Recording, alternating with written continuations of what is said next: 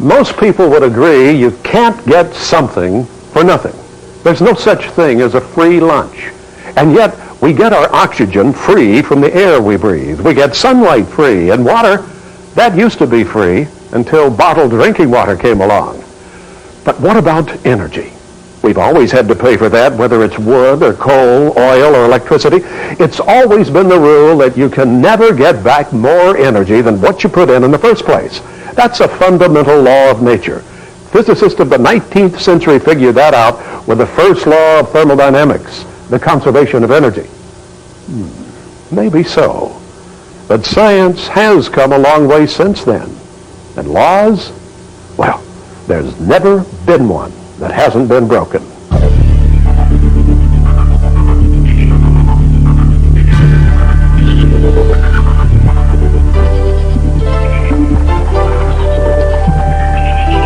At the turn of the last century, Nikola Tesla, the great inventor who gave us alternating current and the Tesla coil, stated, "Electric power is everywhere present in unlimited quantities. It can drive the world's machinery without the need of coal, oil, gas, or any other fuel.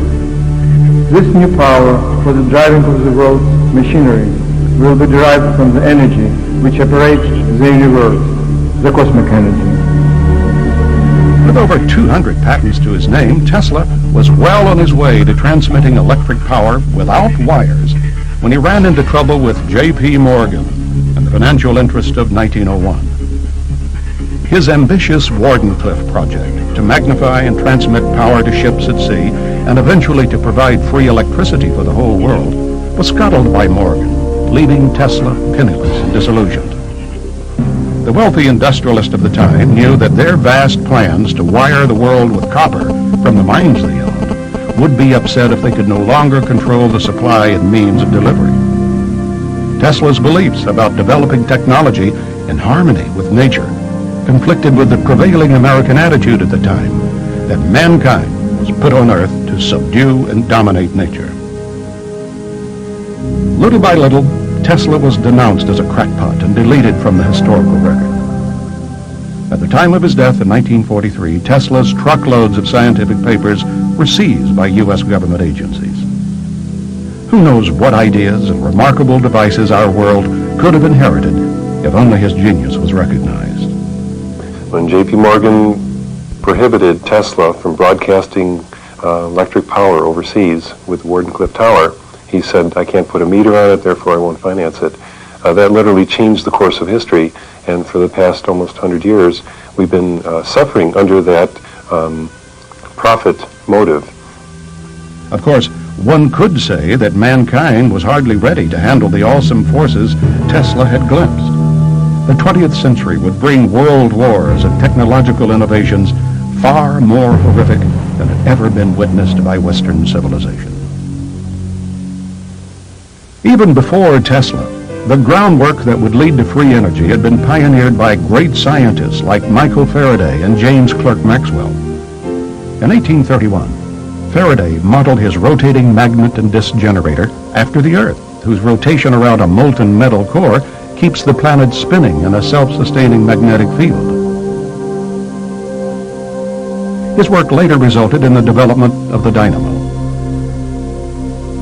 Also called a homopolar or unipolar generator, the Faraday generator provides the basis for much of what is being done today in the electromagnetic approach to free energy, such as with Bruce De Palma's In Machine and Paramahamsa Tiwari's Space Power Generator.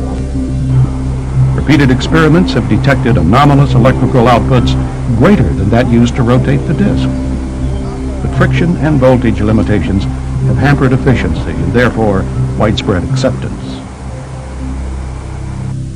James Clerk Maxwell, best known for his Maxwell's equations, is reputed to have set things straight with his theories of electrical properties in a way that eliminates zero-point energy.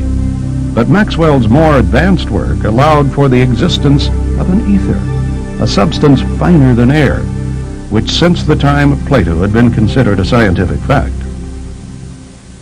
Well, the prevailing belief of the time was that the vacuum was a thin material fluid, the so-called material ether, which we know today is false. The ether is there, but it's not the observable material fluid. Faraday had re-established this notion of lines of force, but he thought the electromagnetic field or the electromagnetic disturbances in the ether, so to speak, was really twanging strings. The strings were under tension, and when you had a disturbance, what you really did was pluck the strings. Now, Maxwell states very clearly that he set about to actually capture exactly what Faraday was doing in his lines of force in the theory, and that's what he did. Maxwell's actual theory is 20 equations and 20 unknowns in quaternions, which is a higher topology algebra. You can do things in that you can't dream of in doing in tensors, and you certainly can't do in vectors, and you certainly can't do with the theory that started our universities. All that remains to be rediscovered and uncovered. The now famous Michelson-Morley experiment at the turn of the century failed to detect a stationary ether, so classical physics presumed once and for all that it did not exist. The case was closed until quantum mechanics reopened the discussion, allowing for a new interpretation of how matter interacts with a zero-point field. Most of our scientific community actually believes that empty space, the nature of space itself, is completely empty, devoid of anything.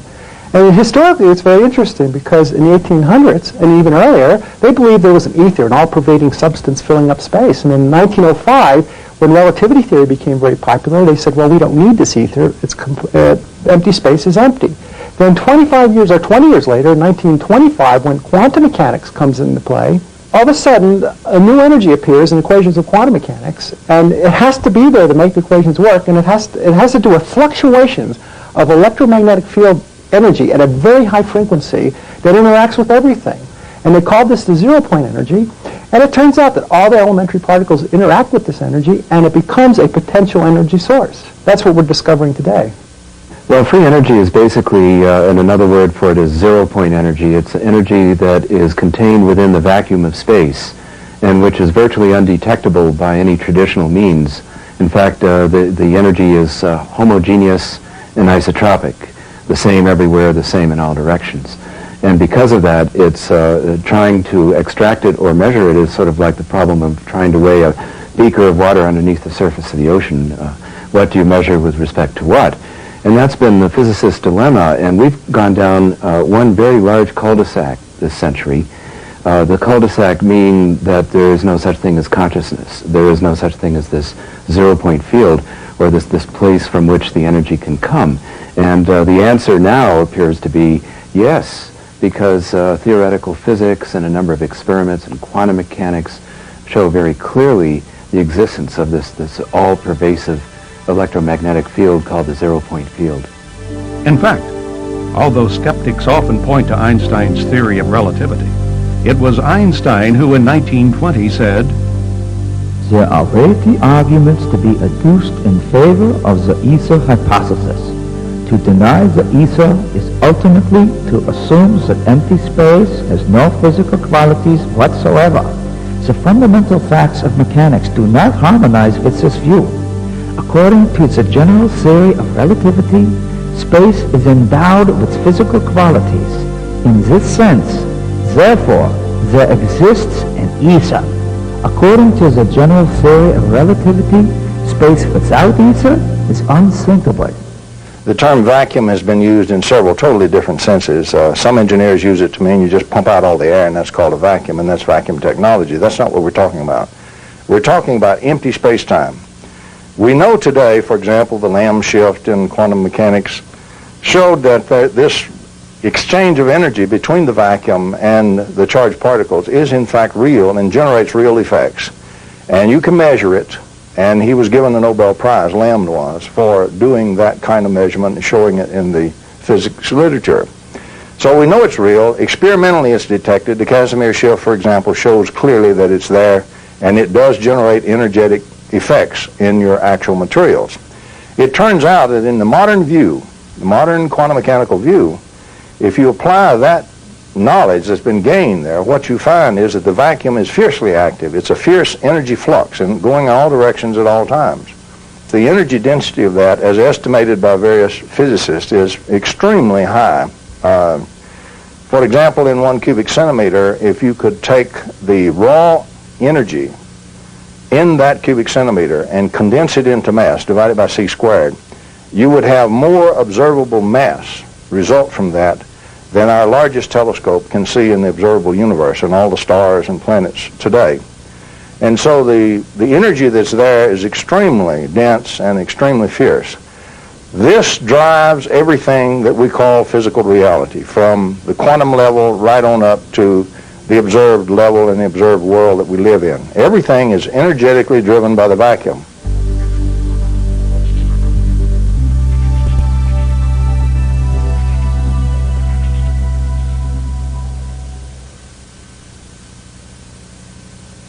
The Sea of Energy in Which the Earth Floats was a revolutionary book written by T. Henry Moray, an electrical engineer and Tesla enthusiast who in the early 20s began working on a device he claimed intercepted radiant energy from outer space. His solid-state detector, the Moray valve, was designed with a complex series of semiconductors, high-voltage capacitors, and transformers hooked up to an antenna and a ground wire. By stimulating the existing oscillations of space energy, his radiant energy device ran for days, putting out 50 kilowatts of electricity. His public demonstrations attracted newspaper coverage and scientists from Bell Laboratories and the Department of Agriculture's Rural Electrification Administration. Although no one could find evidence of fraud, neither could anyone explain how the radiant energy device worked.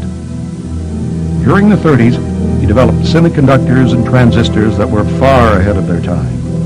Unfortunately, as all too many inventors have suffered, when he refused to sell out to powerful interests, Moray and his family were threatened, shot at, and their laboratory ransacked.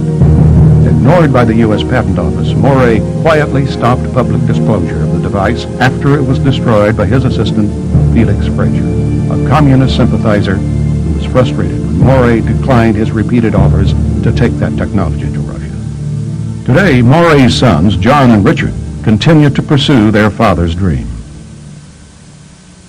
In Europe, Victor Schauberger's vortex experiments during the 1930s resulted in an advanced understanding of how the spiraling motions inherent in all natural systems reverse the effects of entropy. By studying the properties of inwardly spiraling water, he created an implosion generator that concentrated electrical charge. Victor Schauberger is one of my heroes who talked about a possible science based on the inward motion rather than let's explode everything, break it up and study the atom by breaking it up into little pieces. Let's study the atom by looking at how it wants to move naturally in a spiraling motion. And the same with everywhere you look in nature. Schauberger's ideas became widely known before World War II when he was coerced to work for the Nazis on an exotic disc that resembled flying saucers, as well as his energy generator. In 1958, he traveled to the United States, where he was told he could manufacture his devices, but he was duped into signing over all of his rights, and none of his inventions were ever developed. Returning to Austria, he died a bitter and broken man. Visionary philosopher, artist, and scientist Walter Russell's contributions to the understanding of energy are significant, even though ignored by mainstream academia. Russell's revised periodical table of the elements, based on a spiral, predicted many unknown elements and isotopes like plutonium and deuterium. His cosmological theories about the mystical nature of reality challenged physicists to think in terms of energy, light, and matter as one substance.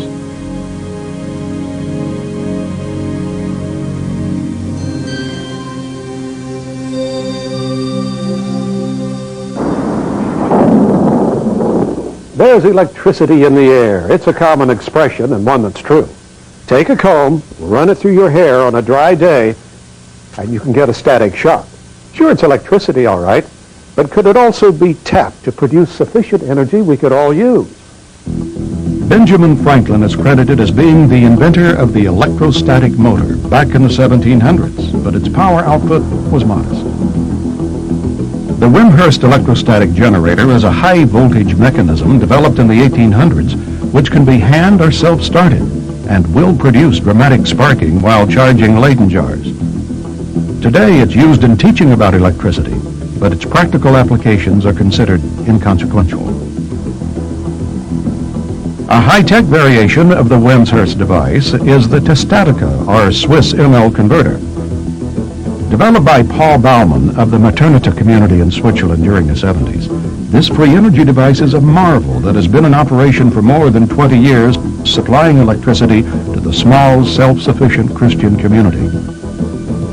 Many technical experts have come away stumped by its excess output. However, because the community feels that the majority of mankind is not ready to be responsible for such unlimited energy, they're keeping the technology under wraps until such time the world is spiritually prepared. Other researchers, like Dr. Oleg Jefemenko, continue to pursue real-world applications for harnessing the electrostatic motor. His accomplishment, I feel, is the best, is that he used a specific type of electret, which is a waxy substance which holds charge, and it's like in many ways a magnet, electrical analog of a magnet. And he's achieved a 0.1 horsepower motor, which is a small device. And this runs continually on atmospheric electricity. Like the homopolar generator, the electrostatic motor is based on the dynamics of our Earth environment. As with wind and solar power, they offer real, sustainable alternatives that, with only modest gains in efficiency, could contribute to the replacement of our current dependence on fossil fuels. Are we clever enough to learn from the clues our planet is providing?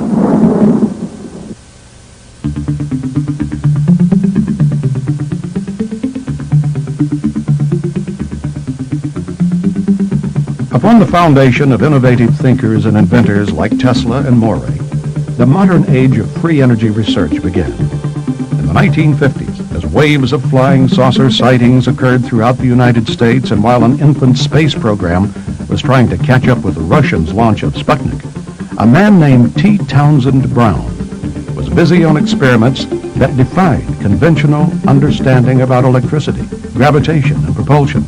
Along with Drs. Paul Byfield and Agnew Bonson, Brown took high voltage to the next extreme.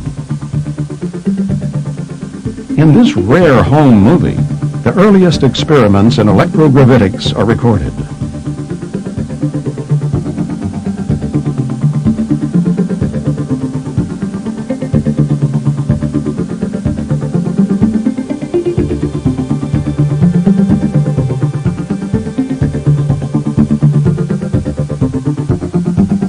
By using high voltages over 20,000 and up to 200,000 volts, Brown discovered that highly charged capacitors would exhibit a noticeable thrust in one direction.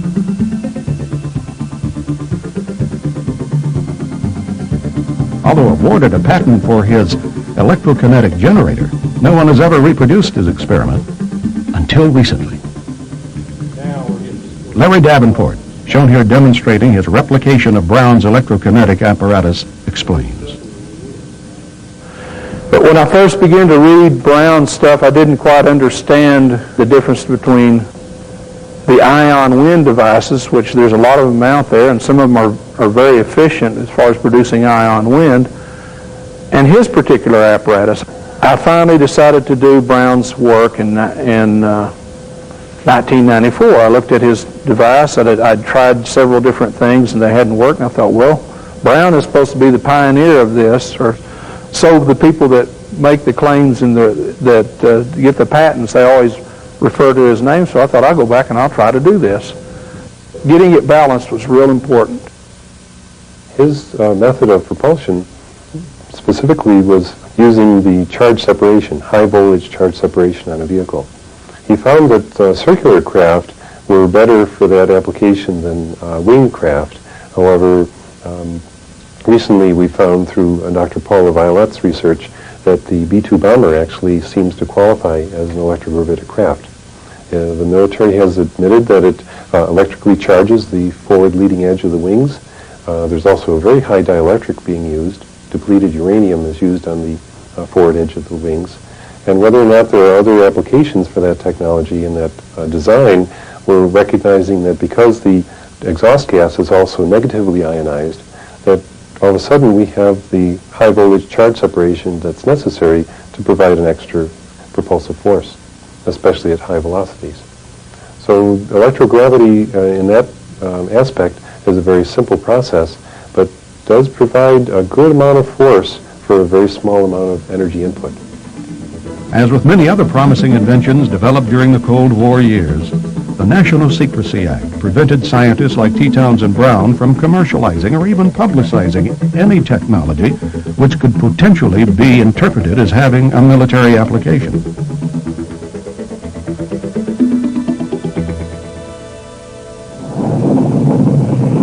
The triumph of America's space exploration program gave way to the era of limits in the late 70s. The infamous energy crisis made us all aware of our dependence on finite resources.